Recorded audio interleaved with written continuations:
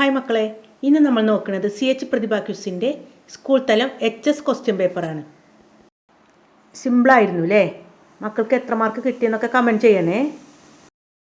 First question, Indian national കോൺഗ്രസിൻ്റെ രൂപീകരണം 1885 December 28 ബോംബെയിലെ ഗോകുൽദാസ് തേജ്പാൽ സംസ്കൃത് കോളേജിൽ WC ബാനർജിയുടെ അധ്യക്ഷതയിലാണ് നടന്നത്. INCയുടെ ഈ രൂപീകരണ സമ്മേളനത്തിൽ എത്ര പ്രതിനിധികൾ പങ്കെടുത്തു? ആൻസർ 72 പ്രതിനിധികൾ. 2. കേരള സംസ്ഥാന രൂപീകരണത്തിന് ശേഷം നിലവിൽ വന്ന ആദ്യ EMS മന്ത്രിസഭയിലെ വിദ്യാഭ്യാസ മന്ത്രിയായിരുന്നു പ്രൊഫസർ ജോസഫ് മുണ്ടശ്ശേരി. അദ്ദേഹത്തിൻ്റെ ആത്മകഥയുടെ പേരെന്ത്? ആൻസർ കൊഴിഞ്ഞ ഇലകൾ. 3.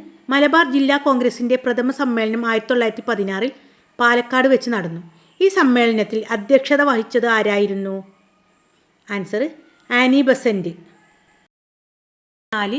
ഇന്ത്യയുടെ പരമോന്നത നീതിപീഠമായ സുപ്രീം കോടതിയിലെ പ്രഥമ ചീഫ് ജസ്റ്റിസ് ആയിരുന്നു ജസ്റ്റിസ് HJ കെനിയ. സുപ്രീം കോടതിയുടെ ഇപ്പോഴത്തെ ചീഫ് ജസ്റ്റിസ് ആരാണ്?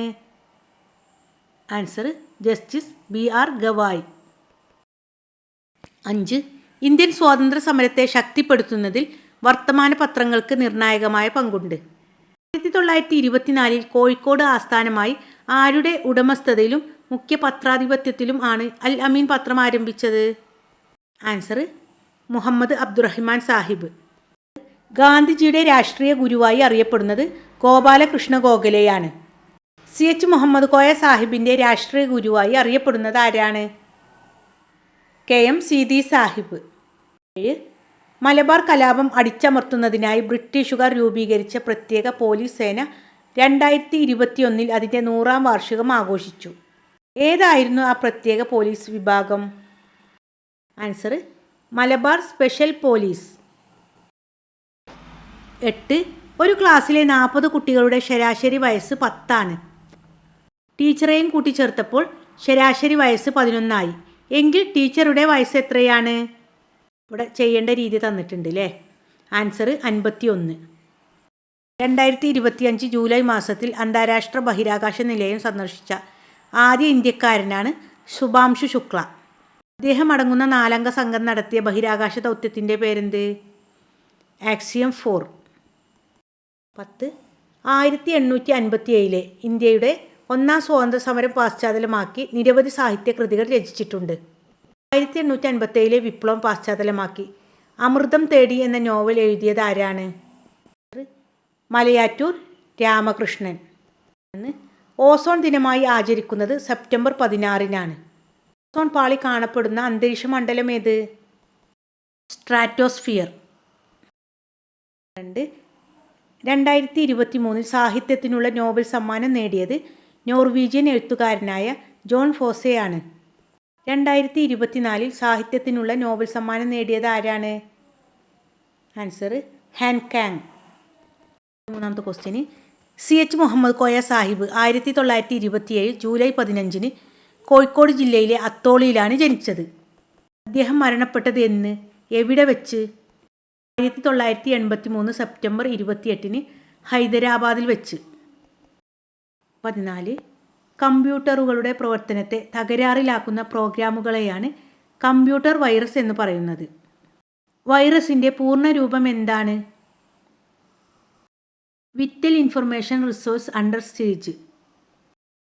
അതിവേഗം തകർച്ചയിലേക്ക് നീങ്ങിക്കൊണ്ടിരിക്കുന്ന ഒരു ബാങ്കിലേക്കുള്ള പോസ്റ്റ് ഡേറ്റഡ് ചെക്കാണ് ക്രിസ് മിഷൻ്റെ നിർദ്ദേശമെന്ന് അഭിപ്രായപ്പെട്ട ഇന്ത്യൻ സ്വാതന്ത്ര്യ സമര നേതാവ് ആരായിരുന്നു?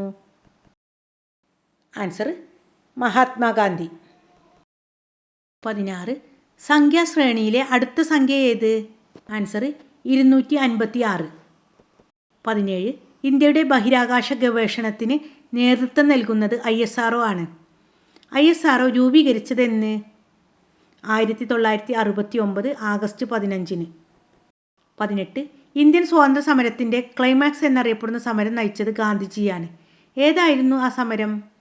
ആൻസർ 1942 ക്വിറ്റ് ഇന്ത്യ സമരം.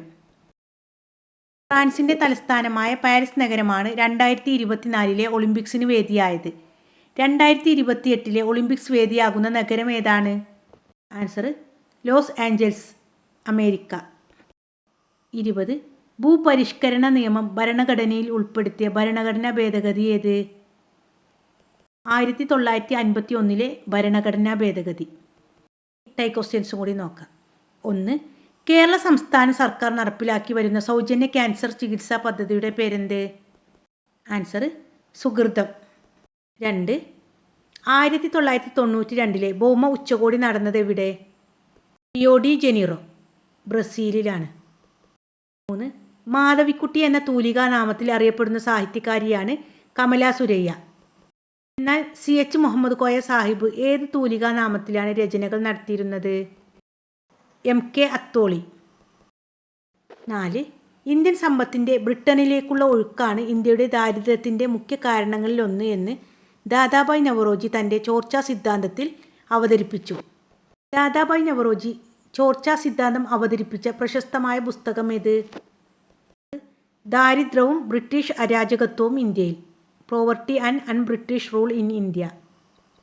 1999 കാർഗിലിൽ നിന്നും പാക് നുഴഞ്ഞ കയറ്റക്കാരെ പുറത്താക്കാൻ വേണ്ടി ഇന്ത്യൻ സൈന്യം നടത്തിയ സൈനിക നടപടിയുടെ പേരാണ് ഓപ്പറേഷൻ വിജയ്. എന്നാൽ 1961 ഗോവയിൽ നിന്നും പോർച്ചുഗീസുകാരെ പുറത്താക്കാൻ ഇന്ത്യൻ സൈന്യം നടത്തിയ സൈനിക നടപടിയുടെ പേരെന്ത്? Answer operation Vijay. രണ്ടിൻ്റെ പേരും ഓപ്പറേഷൻ വിജയ് ആണ്. എങ്ങനെയുണ്ട് മക്കളെ ക്വസ്റ്റ്യൻ പേപ്പർ? നല്ല സിമ്പിളാണ് അല്ലേ? ഇതിൽ 99% നമ്മുടെ ചാനൽ നൽകിയിട്ടുള്ള ചോദ്യങ്ങളാണ് അല്ലേ? UP ലെവൽ കുറച്ച് ടഫാണെന്ന് മക്കൾ പറഞ്ഞിട്ടുണ്ടായിരുന്നു. കുഴപ്പമില്ല, സ്വാതന്ത്ര്യ സമര ചരിത്രം വന്നിട്ടാണ് കേട്ടോ. ഇനിയും മക്കൾ നന്നായിട്ട് പഠിക്കുക, നന്നായിട്ട് വിജയം നേടാൻ കഴിയട്ടെ.